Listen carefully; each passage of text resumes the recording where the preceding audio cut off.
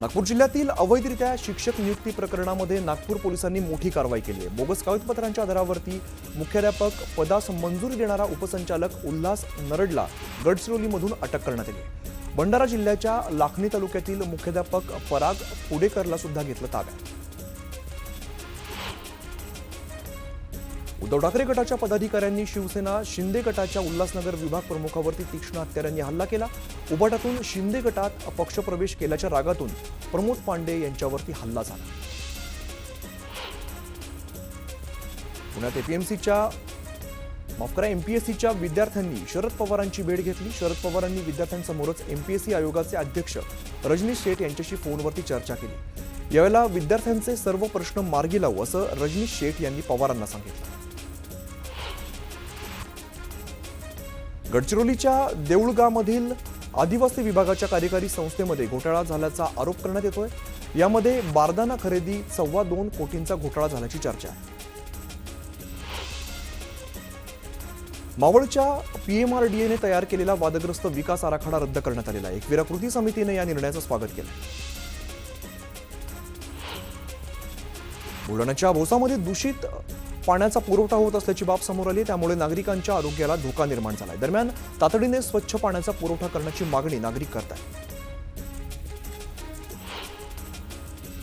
सोलापूर ग्रामीण पोलिसांकडून जनता दरबार घेण्यात आला। यावेळेला नागरिकांच्या विविध तक्रारींचं निवारण करण्यात आलंय। आगामी काळात सुद्धा जनता दरबार राबवण्यात येणार आहे।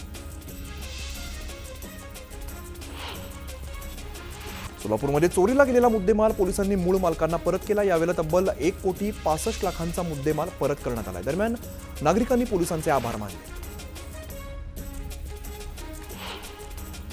कणकवलीवरून कुंभवडे शंकर महादेव विद्यालयाकडे जाणारी बस दर शनिवारी वेळेत सोडली जात नाही, त्यामुळे विद्यार्थ्यांचे हाल होतात। त्यामुळे विद्यार्थ्यांनी थेट कणकवली बस स्थानकात जात बस रोखून धरत प्रशासनाला जाब विचारला।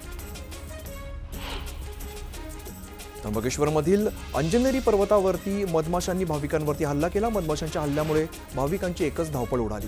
अनेकांनी रुमाल शाल पांघरून घेत मधमाशांच्या हल्ल्यापासून सुटका करत बचाव केला। नंदुरबारमध्ये सोसाट्याच्या वाऱ्यामुळे केळीबागेचं मोठं नुकसान झालंय। केळीबागेचं नुकसान झाल्यामुळे शेतकरी चिंतेत सापडलाय। दरम्यान पंचनामा करण्यासाठी अधिकारी येत नसल्याचा आरोप या शेतकऱ्यांनी केलाय। वाशिम जिल्ह्याच्या मानोरा तालुक्यातील 28 गावांना पाणी पुरवठा करणाऱ्या उमरी खुर्द जवळील जलवाहिनीमधून मोठ्या प्रमाणात पाण्याची गळती होते।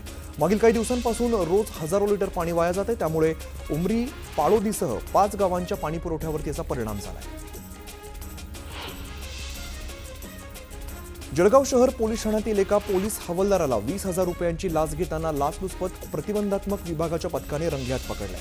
या लाच प्रकरणामध्ये आणखीन एक हवालदार सहभागी असल्याची माहिती मिळाली असून त्याला पोलीस ताब्यात घेणार आहेत। पालघरच्या बहाडोलीत पाण्याची पाईपलाईन फुटलेली आहे। पाईपलाईन फुटल्यामुळे मोठ्या प्रमाणात पाणी वाया गेलंय। तातडीने पाईपलाईन दुरुस्त करण्याची मागणी केली जाते।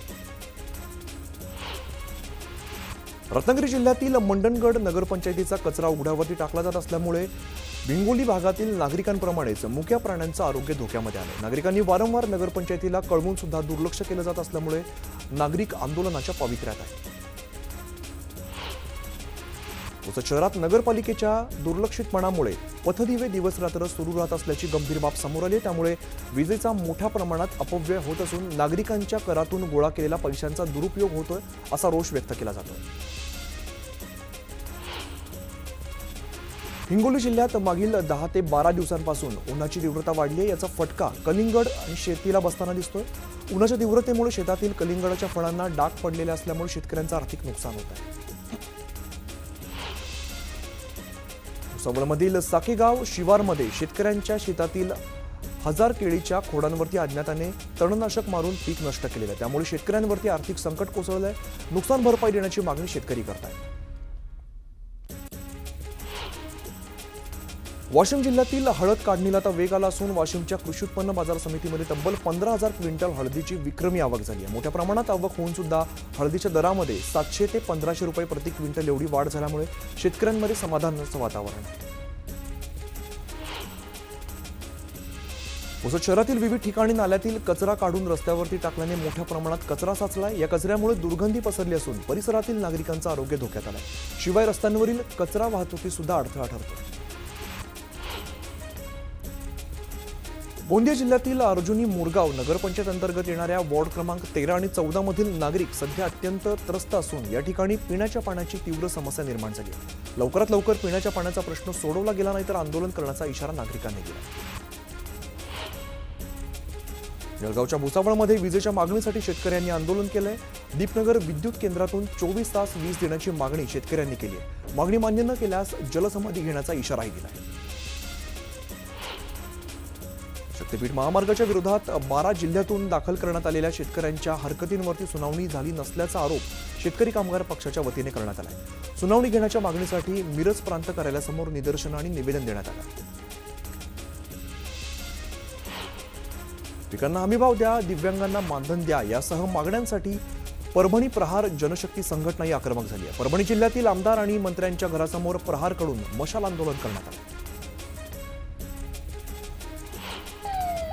अहिल्यानगरच्या कर्जतमध्ये शेतकऱ्यांच्या कर्जमाफीच्या मागणीसाठी प्रहार जनशक्ती पक्षाच्या वतीने सरकार जागो आंदोलन करण्यात आले। प्रहारच्या कार्यकर्त्यांकडून सरकारविरोधात जोरदार घोषणाबाजी करण्यात आली। दक्खनचा राजा ज्योतिबाच्या यात्रेला आजपासून प्रारंभ झाला। यात्रा भाविकांची यात्रेमध्ये मोठी गर्दी पाहायला मिळते। संपूर्ण यात्रेवरती 115हून अधिक सीसीटीव्ही कॅमेऱ्यांद्वारे लक्ष ठेवलं जातं। जेजुरी गडावरती चैत्र पौर्णिमेनिमित्ताने श्री खंडोबा मंदिर गाभाऱ्यामध्ये भोपाळी झाल्यानंतर दवणा पूजा करण्यात आलेली आहे। भक्तांनी शिखर काठ्या भेटीसाठी गडावरती मोठ्या प्रमाणात गर्दी केली। जळगावच्या लोहारामध्ये खंडोबा महाराजांच्या यात्रेचं आयोजन करण्यात आलं। दरम्यान 12 गाड्या ओढण्याच्या उत्सवात भाविकांनी मोठी गर्दी केली। श्री क्षेत्र गहिनीनाथ गडाच्या फिरत्या नारळी सप्ताहाला सुरुवात झाली। शिरूरच्या घाटशील पारगाव इकडे भव्य सोहळा सुरू झालेला। यावेळेला हेलिकॉप्टरने पुष्पवृष्टी करण्यात आली। खानदेश कुलस्वामींनी आदिशक्ती एकवीरा देवीच्या रथोत्सवाला मोठ्या जल्लोषात सुरुवात झाली। यावेळेला खासदार शोभा बच्छाव, आमदार अनुप अग्रवाल यांच्या हस्ते रथाची विधिवत पूजा करण्यात आली। दापोलीच्या केळशी गावात केळशी महालक्ष्मीची यात्रा उत्साहात संपन्न झाली। यात्रेमध्ये भाविकांनी मोठ्या संख्येने सहभाग घेतला। पारंपरिक पद्धतीने यात्रेमध्ये रथ मानकऱ्यांनी ओढला। शिरूर तालुक्यातील कवठे येमाई या गावातील येमाई देवीच्या यात्रेनिमित्ताने देवीची पालखी मिरवणूक वाजत गाजत काढण्यात आली। मोर, घोडा आणि पारंपरिक तालवाद्य वाजवून निघालेल्या या पालखीने सर्वांचं लक्ष वेधून घेतलं। भारतरत्न डॉक्टर बाबासाहेब आंबेडकर यांच्या 134व्या जयंतीनिमित्ताने भुसावळ शहरातील मुख्य मार्गापासून आंबेडकर पुतळ्यापर्यंत आकर्षक विद्युत रोषणाई करण्यात आली। सिल्लोडमध्ये आंबेडकर जयंतीनिमित्ताने बाजारपेठा सजल्यात। यावेळेला भीम जयंतीनिमित्ताने साहित्य खरेदीसाठी नागरिकांनी गर्दी केली। रत्नागिरी जिल्ह्यातील दापोलीतील दुर्गादेवीचा रथोत्सव उत्साहात साजरा झाला। दुर्गादेवी उत्सवात गावातून परत ओढण्याची पारंपरिक प्रथा कोथरे या गावाने जपलेली आहे। मावळ तालुक्यातील जिल्हा परिषदेच्या 171 शाळांमध्ये महावाचन उपक्रम राबवण्यात आला आहे। वाचनाची आवड निर्माण करण्यासाठी हा उपक्रम राबवण्यात आला आहे। गेल्या 24 तासात सोन्याच्या दरामध्ये तब्बल 600 रुपयांची वाढ झाली आहे। जीएसटीसह सोन्याचा भाव 96,614 रुपयांवर पोहोचला आहे। तर चांदीच्या दरात सुद्धा 500 रुपयांची वाढ झाली आहे। चांदीचा दर जीएसटीसह 98,680 रुपयांवर गेला आहे। भारतातील सर्वात मोठा pop culture event Omicron India Yamaha या समूहाच्या वतीने आयोजित करण्यात येतोय।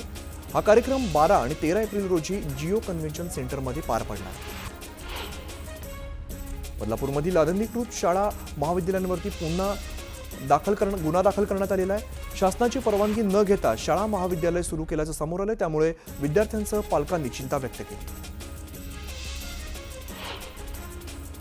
पुण्यात महाराष्ट्र माझा आंबा महोत्सवाचं आयोजन करण्यात आलंय। महोत्सवामध्ये लहान मुलांमध्ये आंबे खाण्याची स्पर्धा आयोजित करण्यात आली आहे। जास्त आंबे खाणाऱ्याला विजेता घोषित केलं जातं। ठाणे बोरिवली टनेल प्रकल्पाविरोधामध्ये नागरिकांनी आंदोलन केलं। या प्रकल्पामुळे शेकडो झाडांची कत्तल होणार असल्याचा आरोप या नागरिकांनी केला। दरम्यान आंदोलनामध्ये मोठ्या संख्येने नागरिकांनी सहभाग नोंदवला। पुण्यातील सिंहगडावरती न्यूझीलंडमधून आलेल्या एका युट्यूबरला काही तरुण अतिशय शिवराळ भाषेमध्ये शिव्या शिकवत असल्याचा व्हिडिओ व्हायरल होतोय। एका प्रकारे महाराष्ट्राच्या संस्कृतीचा अपमान केल्यामुळे शिवप्रेमींकडून संताप व्यक्त केला जातो। सिंहगडावरती परदेशी पर्यटकांसोबत घडलेला प्रकार घृणास्पद असल्याची प्रतिक्रिया सह्याद्री प्रतिष्ठानचे अध्यक्ष श्रमिक गुंडे यांनी दिलेली आहे। दरम्यान संबंधित मुलांनी माफी मागावी अशी मागणी त्यांनी केली आहे। हा संपूर्ण प्रकार समोर आणल्याबाबत सह्याद्री प्रतिष्ठाने न्यूज 18 लोकमतचे आभार मानले। शिवारातील रस्त्याचा वापर केल्याच्या कारणावरून अहिल्यानगर शेगाव तालुक्यातील वाघोली इथल्या संतप्त वांडेकर आणि त्यांच्या पत्नीला 5 ते 6 जणांकडून बेदम मारहाण करण्यात आली आहे। पोलीस प्रशासनाने या प्रकरणाची गंभीर दखल घेऊन दोषींवरती तातडीने कठोर कारवाई करावी अशी मागणी संतप्त ग्रामस्थांनी केली। जळगावचे जिल्हाधिकारी आयुष प्रसाद यांना मेल करत जीवे मारण्याची धमकी देण्यात आली आहे। धमकी प्रकरणात गुन्हा दाखल करण्यात आलाय। पोलिसांकडून अधिकचा तपास सुरू आहे। छत्रपती संभाजीनगरच्या पैठण तालुक्यातील केकत या जळगाव इथे कडब्याच्या गंजीला अचानक आग लागलेली आहे। या आगीमध्ये 1000 कडब्याच्या पेंड्यांसह बैलगाडी आणि शेतीची अवजारं जळून खाक झाली आहे। यामुळे शेतकऱ्यांचं मोठं नुकसान झालंय। नांदेडच्या पाटोदा थडीत कर्जबाजारीपणाला कंटाळून एका शेतकऱ्याने आत्महत्या केली। हरिदास बोंबले असं या आत्महत्या केलेल्या शेतकऱ्याचं नाव आहे। या शेतकऱ्यावरती 1,83,000चं कर्ज होतं। धाराशिवमध्ये परांडा ते करमाळा मार्गावरती भरधाव चारचाकीला भीषण आग लागली। अग्निशमक दलाच्या सहाय्याने आगीवरती नियंत्रण मिळवण्यात आले। सुदैवाने यात कोणतीही जीवितहानी झालेली नाही। संभाजीनगर शहरातील उच्चभ्रू भागात महिला आणि मुलींची छेड काढणाऱ्या तरुणाला पोलिसांनी अद्दल घडवली। दुचाकीवरून मुलींना छेडणाऱ्या तरुणाला बेड्या ठोकत पोलिसांनी त्याची धिंड काढली। नांदेड जिल्ह्यातील अर्धापूर तालुक्यातील भोकर फाटा इकडे कार आणि ट्रॅक्टरचा अपघात झाला। दरम्यान कारची नुकसान भरपाई देण्याची मागणी या कार मालकाने ट्रॅक्टरमधील 5 मजुरांना 2 दिवस गॅरेजमध्ये डांबून ठेवले। पालघरच्या कवटेपाडा परिसरात सासऱ्याने जावयाची हत्या केली आहे। फसवणुकीच्या रागातून हत्या केल्याची माहिती समोर आली। या प्रकरणामध्ये आरोपी सासऱ्याला पोलिसांनी ताब्यात घेतले। उल्हासनगरच्या दुर्गादेवी पाडा भागामध्ये किरकोळ वादातून तरुणावरती जीवघेणा हल्ला करण्यात आला। हल्लेखोराविरोधात गुन्हा दाखल करण्यात आलेला आहे। तर हल्ल्याची संपूर्ण घटना सीसीटीव्हीत कैद झाली। नागपूरच्या उमरेड एमआयडीसीतील एमएमपी कंपनीत स्फोट झाला। यामध्ये 4 कामगारांचा मृत्यू झाला आहे, तर 11 कामगार जखमी झालेत। जखमींना उपचारासाठी रुग्णालयात दाखल करण्यात आले आहे। वाशिमच्या कारंजामध्ये निर्दयी बापाने संपत्तीच्या वादातून पोटच्या मुलाची हत्या केली। हत्या करणाऱ्याला पोलिसांनी अटक केली। हत्येच्या घटनेमुळे कारंजामध्ये खळबळ उडाली। जळगाव मोहाडी इकडे मक्याच्या शेताला आग लागलेली आहे। 13 लाखांचं नुकसान झालं, तर 2 जणांविरोधात गुन्हा दाखल केला आहे।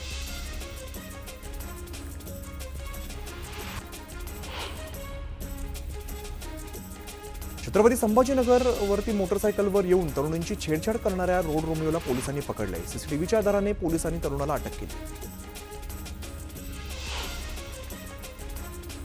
जळगावच्या पारोळ शहरातील धरणगाव चौफुलीवरती एका ट्रकच्या इंजिनमध्ये अचानक आग लागल्यामुळे नागरिकांची धावपळ झाली। अग्निशमक दलाकडून काही वेळात आगीवरती नियंत्रण मिळवण्यात आलं। सुदैवाने यात कोणतीही जीवितहानी झालेली नाही। लासलगावच्या वेळापूरमध्ये गव्हाच्या शेतामध्ये आग लागल्याची घटना घडली। आगीमध्ये 3 एकरवरील गहू जळून खाक झालाय। दरम्यान नुकसान भरपाईची मागणी शेतकरी करत आहेत। अहिल्यानगर जिल्ह्यातील अवैध वाळू वाहतुकीविरोधात स्थानिक गुन्हे शाखेने मोठी कारवाई केली आहे। शेगाव आणि नेवासा पोलीस स्टेशनच्या हद्दीमध्ये छापे टाकत एकूण 22,70,000 रुपयांचा मुद्देमाल जप्त करण्यात आलाय। 8 आरोपींना पोलिसांनी ताब्यात घेतलं असून 1 आरोपी फरार आहे। मालेगावच्या कलेक्टर पट्टा भागामध्ये असलेल्या एका मंडप साहित्याच्या गोदामाला भीषण आग लागली। आगीमुळे गोदामातील संपूर्ण साहित्य जळून खाक झालं। यामध्ये मंडपधारकांचं लाखोंचं नुकसान झालं। जळगावच्या चोपडामध्ये हनुमान जयंतीनिमित्ताने विविध कार्यक्रमांचं आयोजन करण्यात आलंय। दरम्यान भाविकांनी मोठ्या संख्येने हजेरी लावली।